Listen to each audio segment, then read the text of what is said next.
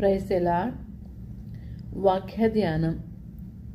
అల్లరి అణిగిన తరువాత పౌలు శిష్యులను తన యొద్దకు పిలువనంపించి హెచ్చరించిన మీదట వారి యొద్ద సెలవు పుచ్చుకొని మాసిదోనియాకు వెళ్ళుటకు బయలుదేరెను. ఆ ప్రదేశమందు సంచరించి పెక్కు మాటలతో వారిని హెచ్చరించి గ్రీసునకు వచ్చెను. అతడు అక్కడ 3 నెలలు గడిపి ఓడ ఎక్కి సిరియాకు వెళ్ళవలనని ఉండగా అతని విషయమై యూదులు కుట్ర చేయుచున్నందున మాసిదోనియా మీదుగా తిరిగి రావాలని నిశ్చయించుకొనెను. మరియు ప్రోరు కుమారుడును బెరాయ పట్టణస్థుడునైన సొఫ్రాతు దెసలోనికయలో అరిస్కార్ను, సెకేందును, దెర్బే పట్టణస్థుడైన గాయియను, తిమోతియును, ఆసియా దేశస్థులైన తోతీకును,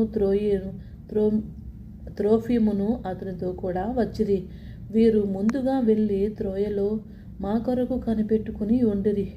పులియని రొట్టెల దినములైన తరువాత మేము ఓడ ఎక్కి పిలుపు విడిచి 5 దినములలో త్రోయాకు వచ్చి అచ్చట వారి యొద్ద 7 దినములు గడిపితిమి. ఆదివారము నేను రొట్టె విరుచుట కూడినప్పుడు పౌలు మరునాడు వెళ్ళనయుండి వారితో ప్రసంగించుచు అర్ధరాత్రి వరకు విస్తరించి మాట్లాడుచుండెను. మేము కూడియున్న మేడగదిలో అనేక దినములు ఉండెను.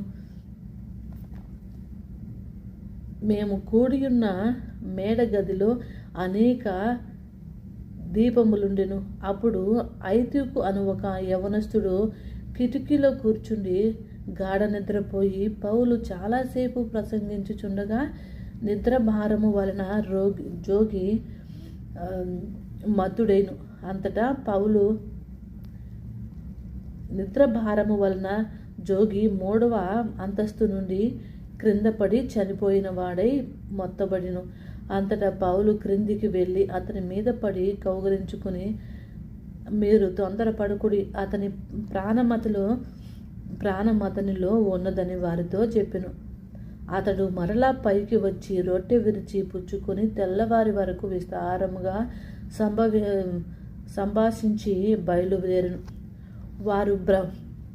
వారు బ్రతికిన ఆ చిన్నవానిని తీసుకుని వచ్చినప్పుడు వారికి విశేషమైన ఆదరణ కలిగెను. మేము ముందుగా ఓడ ఎక్కి అస్తులో పౌలను ఎక్కించుకొనవలనని అక్కడికి వెళ్ళితిమి. తాను కాలినడకన వెళ్ళవలనని అతడు ప్రకారముగా మాకు నిర్ణయించి ఉండెను. ఆస్తులో అతడు మాతో కలుసుకొనినప్పుడు